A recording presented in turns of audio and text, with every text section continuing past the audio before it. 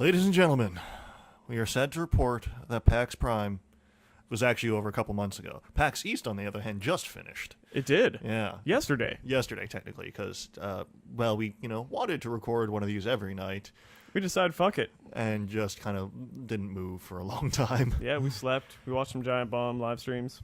Well, recorded. Still. Yeah, it's Twitch archive. Anyway, I guess we are, minutes away from having to be from getting kicked out of this hotel room. Checkout is very shortly upon us, but I figured, right before we take off from Boston, we, give our final thoughts about what we saw and played and thought about PAX East 2014. Mm-hmm. So, Thompson, what were your thoughts and feelings about PAX East 2014? On the whole, it was a totally awesome experience. Yeah. It was. This was your first PAX? Yep, first time, and it was draining as hell, man. Like, day one was, what would be the right word? An intimidating experience. Looking into the massive crowds of people just surging through, and just trying to get some space. Like, this space was plenty compared to what you'd get on the main floor. Yeah, the fact that we aren't rubbing at least 3 separate body parts together right now. Yeah, exactly. But, met a lot of cool people, well, throughout the entire thing, but on day one, started getting my feet wet and playing lots of cool games. Day two was a very interesting experience due to the fact that I think I was through 5 or 6 wins throughout the day. And the first one starting roughly when you woke up. Yeah, pretty much, and crashing roughly thereafter. And like to the point where I would get like into it, and then I would be really tired, and then I was kind of ill, and then really hot for some reason, and then really pumped again, and then it was this wave of stuff. I can't even properly eloquate. Like, it's just basically it's overload followed by numb followed by overload followed by numb. Yeah, pretty much. Yeah. And day 3 was, you get used to that. Yeah. Day 3 was nice and relaxed. Took my time, saw a panel, just kind of cruised around, talked to people. Wasn't too focused on playing games. I didn't have like a set schedule. Just kind of did whatever. Like, oh yeah, I wanted to check that one out. Let's go. Yeah, after day 3, the last day there was basically wrap up. We had 2 things we knew we wanted to do. Yeah. Game wise, and we knocked them off in the first hour, basically on the floor. Pretty much. And after that, we just kind of, let's wander. Yep. Exactly. We wanted to play Lovers in a Dangerous Space-Time co-op, and we wanted to play Crypt of the Necrodancer on the co-op with DDR pads. And yeah, we did both those things. We were much better at one than the other. Yes. Guess which one? Yeah. The ones that doesn't involve flailing. Yeah, and footwork. And some degree of coordination that extends beyond the digits. Yes, exactly. So, but yeah, it was a good time. I thoroughly enjoyed it. All of it. I would do it again, but I don't know how I'm gonna have energy ever You've again. got until September. Yeah, I'll figure it out. Yeah, Anyway, first week of September is PAX Prime. Yeah, we're good. So how about you? This is my first time at the rodeo, folks. I will say that after having done a number of these, I've kind of developed a system for my time at PAX. The first time I went, I basically wanted to do everything, see all the people, talk to all the things, play all the people, go to all the panels, stuff. I don't know. Basically, I tried to do way too much in way too short a period of time, and just kind of wrecked myself. That one was specifically before ADP came into existence, so I was there just purely for personal pleasure. So I burned myself out having my own good time. The second PAX I went to, that was PAX Prime. That was PAX Prime. Yeah, last PAX Prime.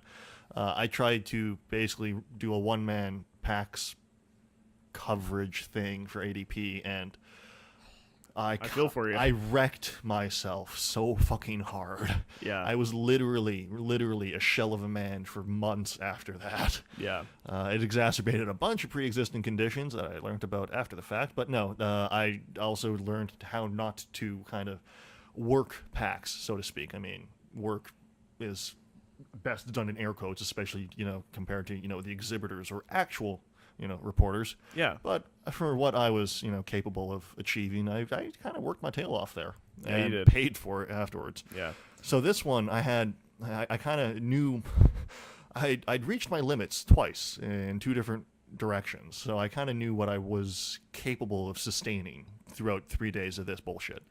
And I more or less achieved that. I realized I don't want to, I don't want, it's not worth trying to see and do everything because you can't, and It's trying impossible. just breaks you. The place is huge. Yeah.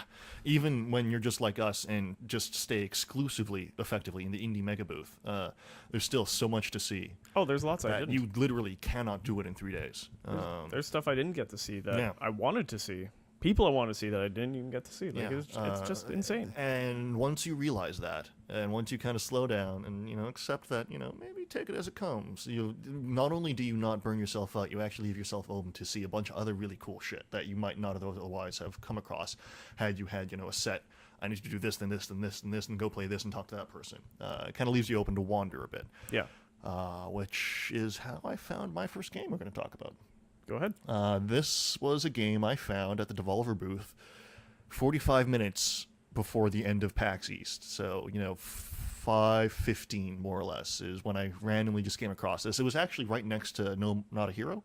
Yep. Yeah, which is, again, also published by Devolver, or going to be published by Devolver. Yep. So Ollie. I went over there, well, just by the makers of Ollie Ollie. Yeah. Roll 7. Yeah. I walked over. I wanted to play that because it was on my list and I hadn't hit it yet, and it was free, so I figured, fuck it. I love Devolver. God, Devolver's so good. Mm-hmm. So I went over there. I played that for probably 10, 15 minutes. Realized, No More Not a Hero. Kind of awesome. Yes, it is. Might be better on a controller. However, not a game I want to talk about. However awesome it might be, because immediately to the left of them was another game, also being published by Devolver, called Cosmic DJ. This is... fuck. I don't know. Legitimately, the best game I had no previous knowledge of that I found at PAX East. I adore this fucking game. This game just makes me hard in all the right and wrong places. Let's see here. Where is this text message? Let's see. Yeah. You need to come to the Devolver booth and play Cosmic DJ now, in all caps. Legitimately, this is the one and only game that I actually immediately called Thompson somewhere else in the Indie Mega booth to come play immediately. Of course, I ran over. Yeah. It's shit. I don't know how to... It's a music generation game. Yeah, coming out for app or iOS and Android. Not Android. No, No, Steam. I thought she and said. I believe Android was the one platform it wasn't coming to. It was coming to Steam for sure, iOS for sure, and I believe they're trying to do PS4 and Xbox One. Yep, PS4. I don't think she said Xbox One. Oh, okay. Definitely. I know she definitely said Coming she to a wanted number of platforms. I know she definitely wanted to try for PS4. Anyway, what this game is it's shit. I don't know. It's a rhythm game, yes. However, it's a music creation game on top of that more than anything else. So unlike something like, I don't know, anything from Harmonix. yeah, anything from Harmonix like Rock Band or Bit Trip Runner, which is kind of a rhythm game, or fuck, I don't know, Trip to the Necrodancer, for fuck's sake. Yeah. Which is definitely a rhythm game. Yeah. This one is based entirely upon the creation of music. Yes. Hold on. Sorry, folks. I'm just checking the time because we really do only have a finite... Okay, we got 23 minutes. Okay. I'll make this fast, folks. Basically, you make music. How it works is, I think there's 24 bars. Yep. Cycling. No, 32. 32? 32. Okay, 32 bars. And how it works is it's narrative based, which is bizarre and awesome. There's corgis. There are corgis in space. In space. Basically, there's two modes, two basic ways to make music. There is a selection of instruments across the top that are actually kind of tied directly to the narrative. So, I mean, if you're doing one where you're trying to get a corgi, his jetpack back, reassemble a corgi. There's one of them is like a synthesized dog bark Yeah. And the rest are like the kit and drum kit, yeah, kit and drum kit, et cetera, et cetera. It's got bass, guitars, like synths, keyboards, shit like that. All kind of. There's a finite number of them, but not all of them are available in every track. Yep. And how it works is, you select one, and like Luminous, actually, there's a constantly cycling left to right. I don't know, basically a bar that plays each note. So literally a vertical line that cycles across the screen playing each note. And how you basically fill in notes or beats as it goes along by just tapping. This was shown on iPad. Yep. And how you do is you just tap it. There's like 4 buttons, each one, 4 buttons per instrument. Each one has like a different note pitch or sound effect depending on what instrument or thing is available. The short version, you got 4 different sound effect if it's scaled, like low, medium, high. Yeah. And then you've got either you can tap it or you've got a MIDI sequencer or something. Yeah, like, just just put it in. It is a sequencer grid. So basically, the tap function is by far the. I found it personally really good for kind of. Roughing in like the track I wanted, so then you go into the other one and fine tune it. Yeah, basically, and oh fuck, I'm running out of time here, folks. So I'm sorry, but you really need to go to cosmicdjgame.com. The links to their Facebook, Twitter, and YouTube page are all there. This is fucking the best game I played at PAX that I had no knowledge about. I mean, Crypt of the Necrodancer, still awesome, still one of my favorite games ever. That I have never actually played the full release of. One of the most anticipated games ever for me, let's put it that way. And this is definitely up there with that. But, as I said, running out of time. So, Thompson, what do you got? I'll talk very quickly. I've got 4 on my list, but I'll narrow it down to 2 just for now. First one that I want to talk about is Aztez. I looked at this a while back, and I thought immediately it looks a lot like Apotheon, which... Yeah, actually it does. Made by friends from Lee. But yeah, so I looked at this game and I thought this is going to be some sort of copy, but it's actually a 2D side-scrolling brawler, arena-based, and it is absolutely gorgeous. There's like various shades of black. Yeah, there's white and red blood. Stark contrast. It is basically black, white, a little bit of gray, and bright red. Yeah, and it looks like Aztec.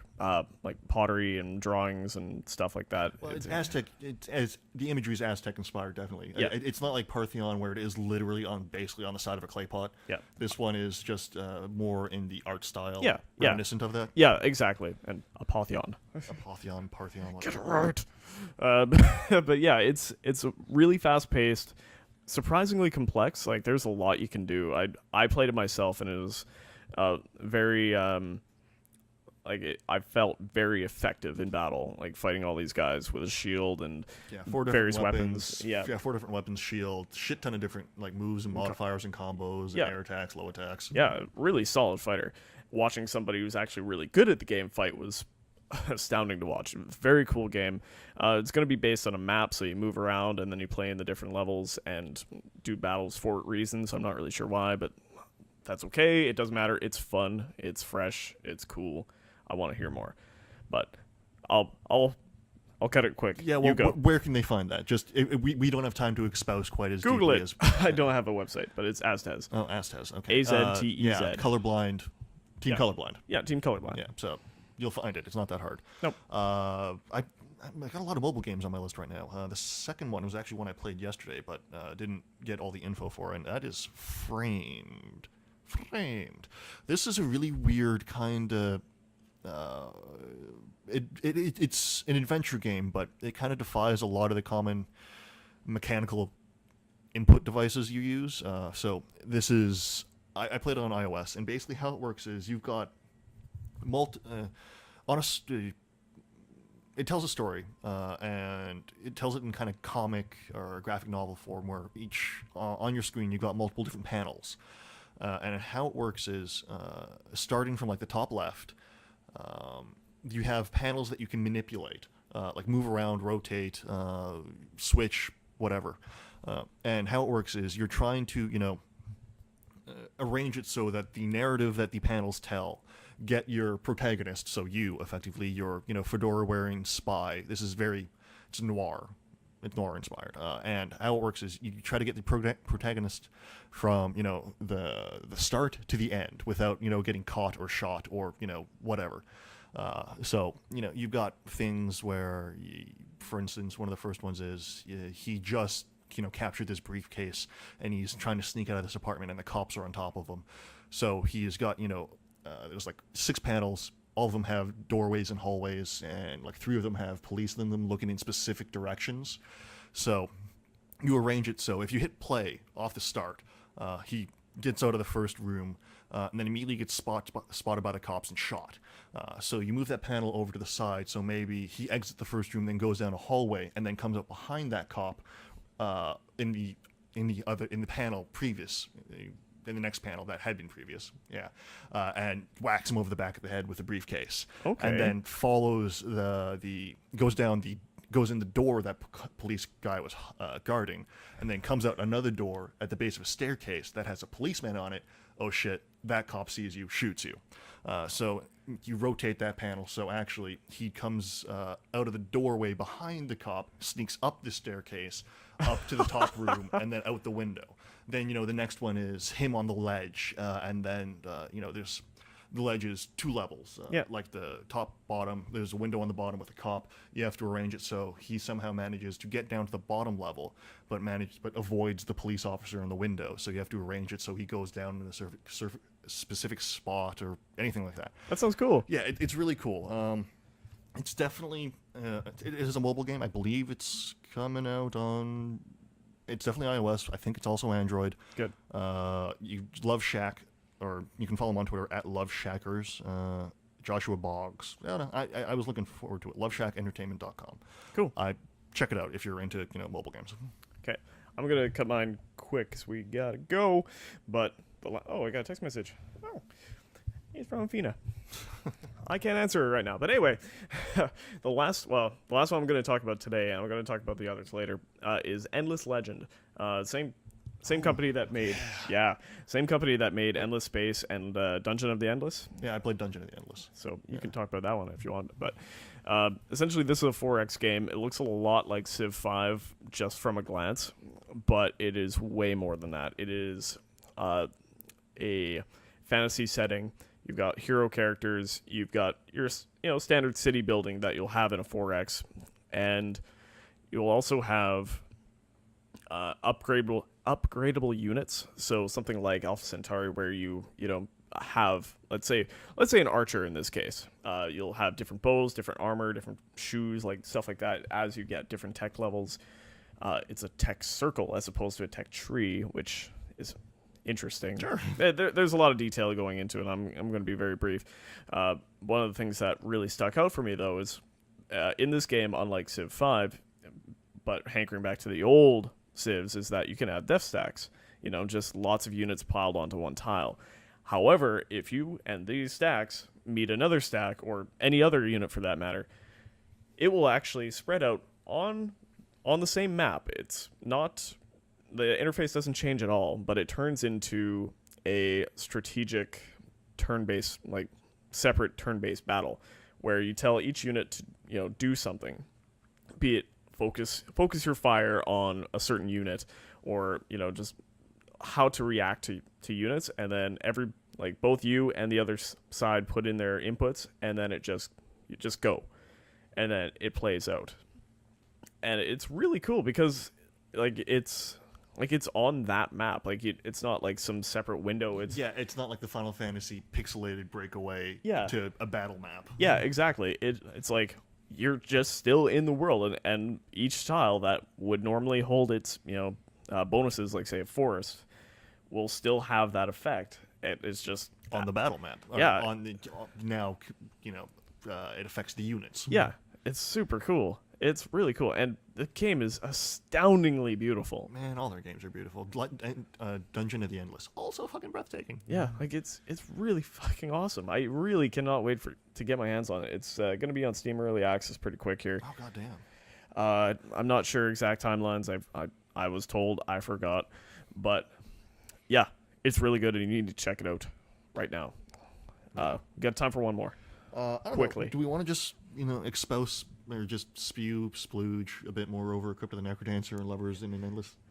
We love these games. Yeah. We want them very Lovers in the badly. Dangerous Space-Time, They're sorry. so good. Yeah, now we've both experienced them, quote unquote, single player without a direct partner, and afterwards we played them together, and I gotta say, goddamn, Lovers in the Dangerous Space-Time is definitely one that is going to play best with a good co-op partner. Oh yeah, you can play it single player with a Doge, but it's just Space Doge. yeah. But it's way better when you have a teammate. Yeah, somebody you're willing to talk to and possibly yell at. Yep.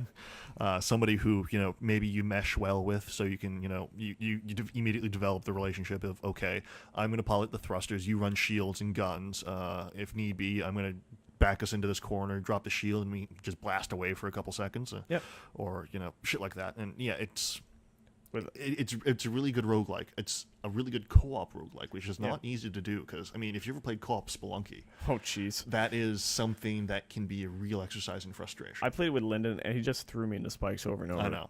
Such a dick. Whereas this game is, you almost can't help but, cooperate and try to strive for the same goal. And you can dance. And you can dance. Yeah. And speaking of dancing, The Necrodancer. We're going to touch on this really briefly because we got to go, but fuck, we love that game. Fuck, we love that game. Fuck the DDR pad.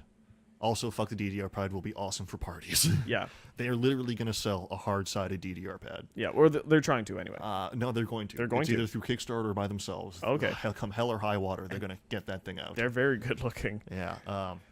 The DDR pad is something I'm really going to be excited to see good people play on YouTube. Yeah. I'm going to probably get one eventually. I'm never going to be very good at it. No. But that being said, great party game. I think I heard it's going to be up to 4-player co-op. Yep.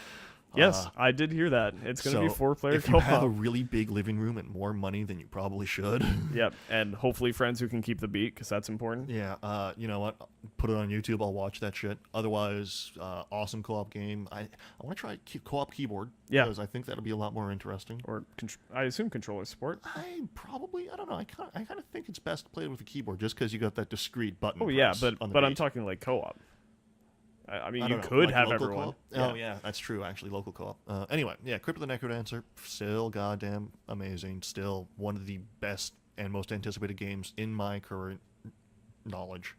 We gotta go. But yeah, folks, we are shortly about to have security knocking down the door and throwing us out by the scruff of our necks. So we gotta go right now. So we are out of Boston at PAX East 2014. Thank you for watching, and yeah, I don't know, we'll be talking about this more in the near future. Don't worry. very soon. Yeah. All right. Bye, guys. See you. Shit, I think I hear security. Oh god.